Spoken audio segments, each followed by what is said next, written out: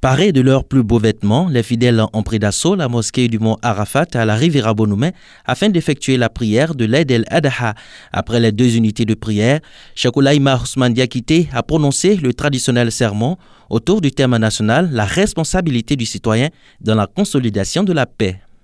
Nous, en tant que citoyens de nos différents pays, en nous inspirant de Nabi Ibrahim, qu'est-ce que nous devons faire, alayhi salatu wassalam? D'abord au niveau familial.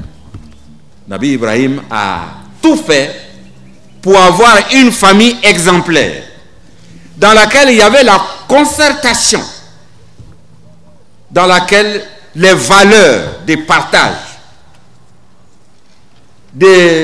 d'amour étaient cultivées. Donc il nous appartient à chacun de faire comme Nabi Ibrahim, à partager, à cultiver. Le guide suprême de la communauté musulmane a insisté sur des valeurs spirituelles inspirées du modèle du prophète Ibrahim, considéré comme le père du monothéisme.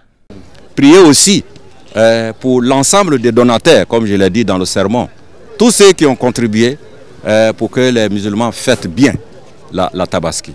Je voudrais aussi, n'est-ce pas, remercier le roi de l'Arabie Saoudite, le serviteur de 2 saintes mosquées, qui a autorisé que la Côte d'Ivoire soit parmi 7 pays au monde bénéficiaires du projet Tariq Maka, c'est-à-dire que la route facile pour aller à la Mecque.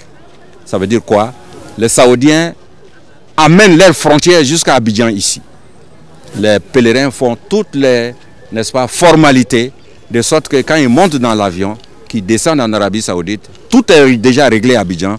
Il ne faut que descendre de leur avion, monter dans les cars pour aller dans leur résidence, dans leurs hôtels.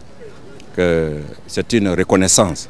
Mais c'est aussi un défi pour nous les musulmans, pour notre système d'organisation.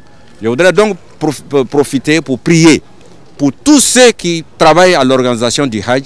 Et en cette saison de pluie, le Cheikh Oulaïma Ousmane Diakité a appelé les populations vivant dans les zones à risque à les quitter afin de préserver des vies humaines. Et bien sûr, sans oublier l'actualité ivoirienne marquée par les échéances électorales, à savoir les élections municipales et régionales prévues le 2 septembre prochain. Le président du COSIM a appelé les acteurs politiques, les hommes politiques ivoiriens à la paix, à la cohésion sociale. Élection n'est pas la guerre.